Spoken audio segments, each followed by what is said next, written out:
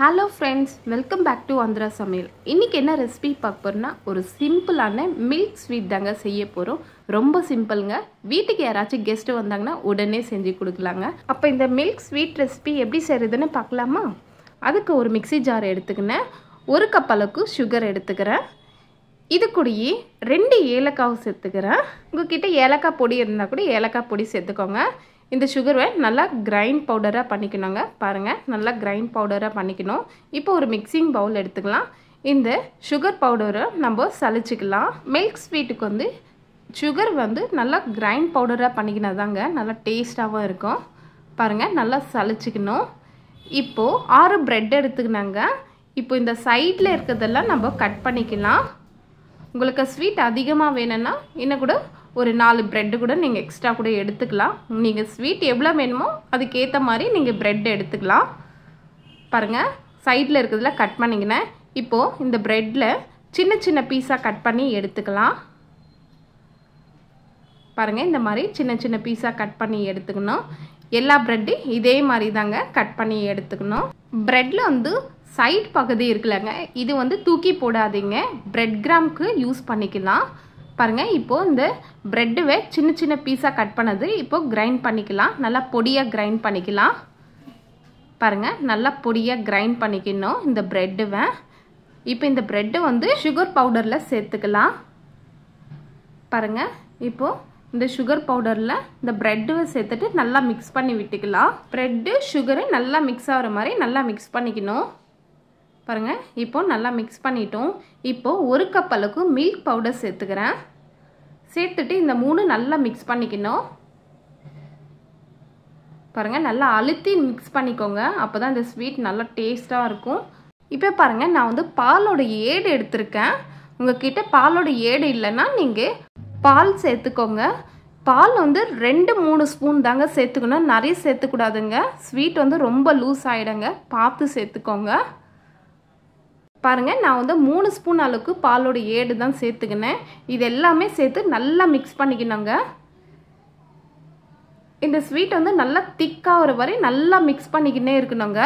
தண்ணி எதுவுமே சேர்க்கக்கூடாதுங்க. ஸ்வீட் வந்து ரொம்ப லூஸ் ஆகிடும். பால் கூட பார்த்து சேர்த்துக்கோங்க, இல்லைன்னா ஸ்வீட் வந்து ரொம்ப லூஸ் ஆகிடும். பெசைய பெசைய நல்லா திக்காக வந்துடுங்க. பாருங்கள் எனக்கு எல்லாமே இந்த ஸ்வீட்டு நல்லா ஒன்றா வந்து எவ்வளோ திக்காக வந்திருக்கு பாருங்கள்.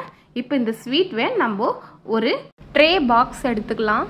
உங்கள்கிட்ட மோல்டு இருந்தால் கூட மோல்டு கூட எடுத்துக்கோங்க. இந்த பாக்ஸில் நான் கொஞ்சமாக நெய் அப்ளை பண்ணிக்கிறேன்.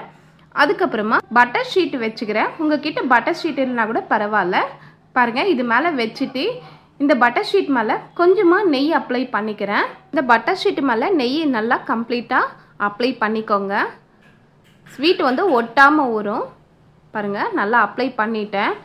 கொஞ்சமாக நான் பிஸ்தாவும் கொஞ்சமாக பாதமும் எடுத்துக்கினேன். நல்லா பொடியாக சாப் பண்ணிக்கினேன். இப்போது பட்டர் ஷீட் மேலே சாப் பண்ண வச்சா நட்ஸுவே சேர்த்துக்கிறேன். உங்கள்கிட்ட நட்ஸ் இல்லைனாலும் நீங்கள் ஸ்கிப் பண்ணிவிடுங்க. பாருங்கள் எல்லா நட்ஸும் சேர்த்துட்டேன். இப்போது ஸ்வீட்வே சேர்த்துக்கிறேன். பாருங்கள் இந்த மாதிரி சேர்த்துட்டு கையில் இந்த மாதிரி நல்லா அழுத்தி விட்டுக்கோங்க.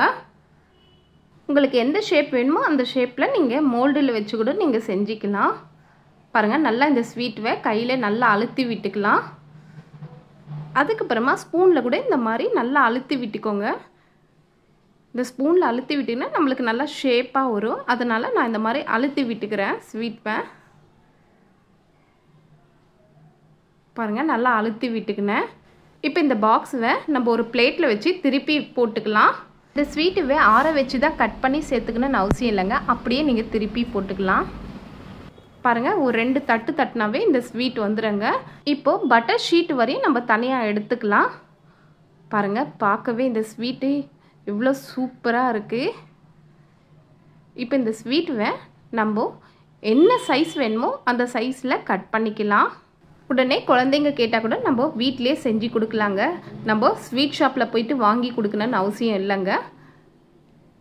பாருங்கள் நான் ஸ்வீட்வை கட் பண்ணிக்கினேன். பார்க்கவே பாருங்கள் மில்க் ஸ்வீட்டு எப்படி வந்திருக்குதுன்னு. இந்த இந்த ஸ்வீட் ரெசிபி நீங்களும் கண்டிப்பாக ட்ரை பண்ணி பாருங்கள். ரொம்ப நல்லா வருங்க. டேஸ்ட்டு கூட ரொம்ப சூப்பராக இருக்குங்க.